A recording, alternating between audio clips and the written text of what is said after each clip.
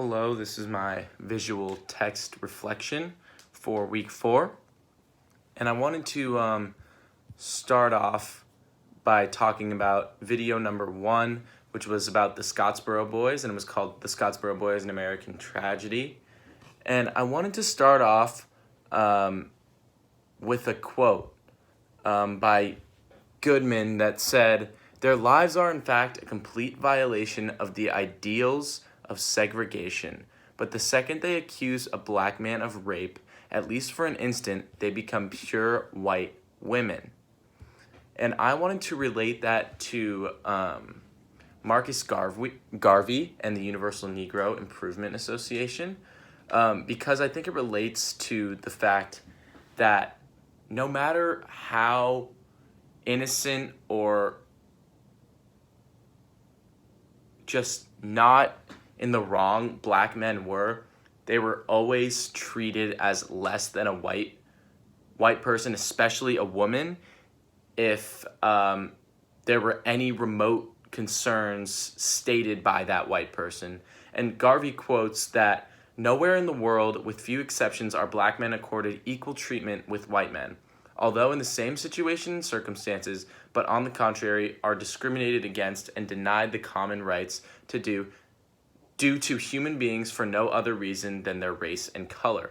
And I think that speaks to the fact that Ruby Bates and Victoria Price were believed over these Scottsboro boys, even though they were not telling the truth. And everyone in the South had no hesitation to believe these two women just because they were white and just because they said they were raped.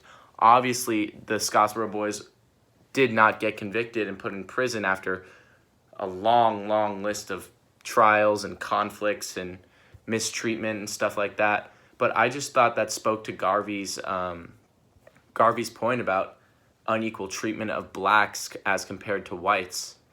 And the next video, American Denial, talks a lot about how politics and the psychological stuff behind how black and white people still don't get equal treatment. And I thought the most interesting point was the doll test and seeing black children choose the white doll as the best, like as the more clean, more preferred version of a person. And then when these kids were asked about which one looks like them, they still chose the white doll just because they saw that as the preferred option.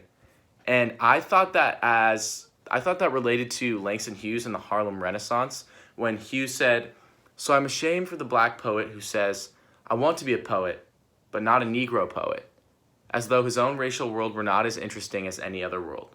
And I think that relates perfectly to the doll test in video 2, The American Denial, because it shows how black people didn't want to embrace their own racial identity because it was frowned upon by a lot of people in America as being less than or inferior to white culture.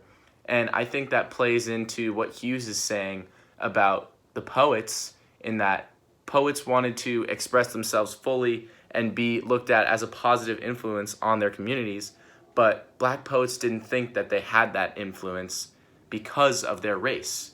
And I think that perfectly ties into the doll test and how black children completely denied their racial identity just to be seen as more preferred and superior.